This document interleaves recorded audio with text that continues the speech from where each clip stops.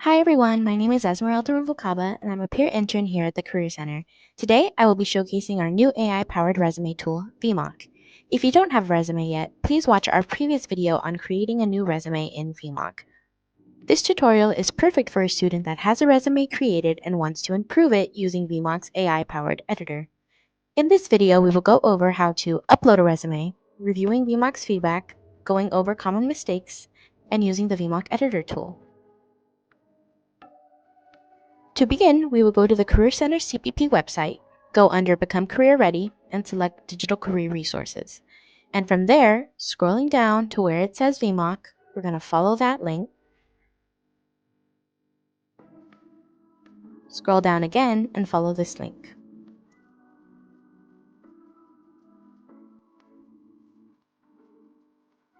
Once at the dashboard, we will sign in using our CPP credentials.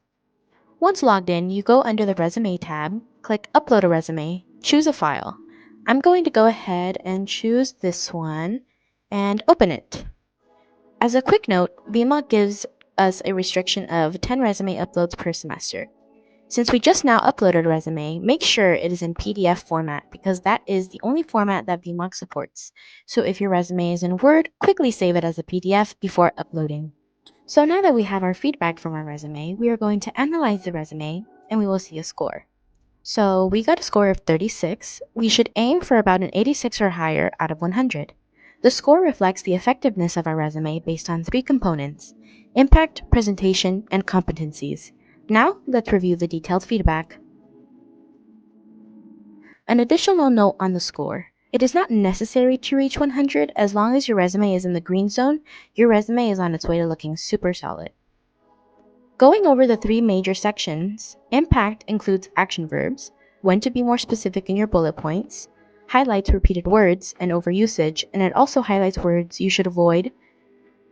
Presentation includes the number of pages your resume should be, making sure all essential sections are included, making sure that sections of your resume are formatted correctly, and it spell checks your resume.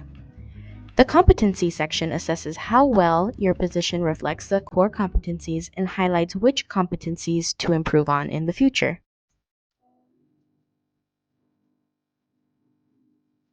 As for implementing changes in your resume, we can go ahead and click the Smart Edit button, and we are going to be prompted to select a new resume template. We have 4 resume templates that we can choose from that are ATS friendly, which is Applicant Tracking System friendly, and I'm going to go ahead and choose this one, template number 3. Then we are going to click Continue.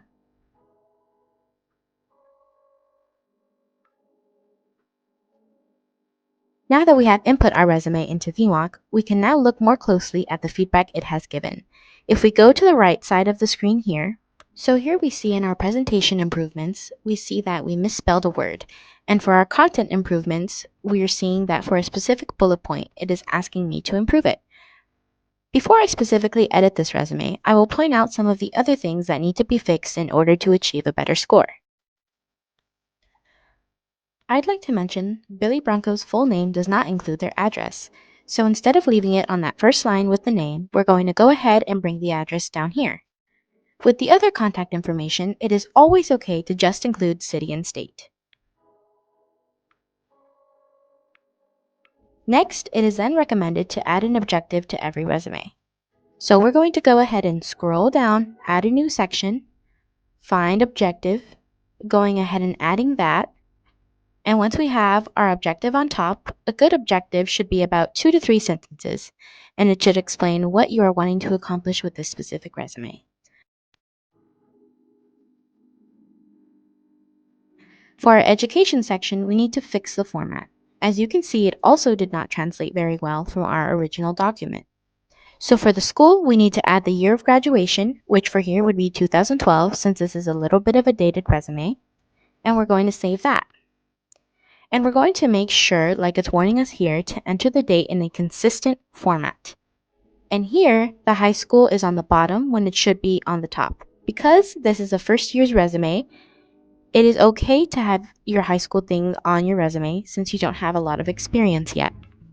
And you're also going to put the year of graduation for that. Another mistake here is small business management. This is more like an internship opportunity for a volunteer experience, which is very different and does not relate to education at all. So that would not even be in this section. And moving on to the next section, honors and awards, each of these awards are very useful and unique to this student. Each of these awards are very useful and unique to this student. The only thing that could mess them up is it is more formal to date your honors and awards or any certifications that you may have. It is also important to keep all the dates on the same side of the resume. So these dates here, we're just going to move them so they follow the line here. As for experience, unless your experience has been paid, it could be considered volunteer experience or an internship, which would be in a different section that you would add here at the bottom.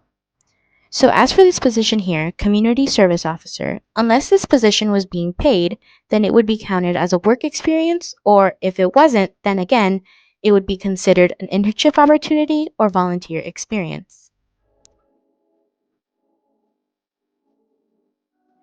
Each bullet point in the work experience must include 2 to 3 full-sentenced bullet points with periods at the end that start with an action verb, past or present, depending on the position. And lastly, we're going to touch on extracurriculars, which are not necessary, but if applicable, they are very useful and unique and add a bit more to your resume that others may not have.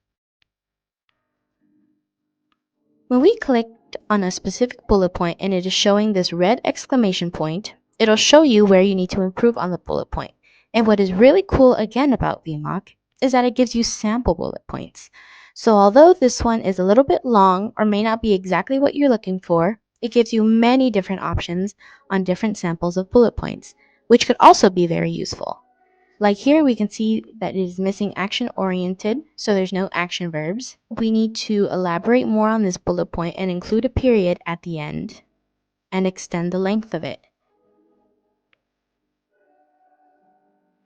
Now that I have taken about 30 minutes or so to fix this resume, we're going to go over what I added to it.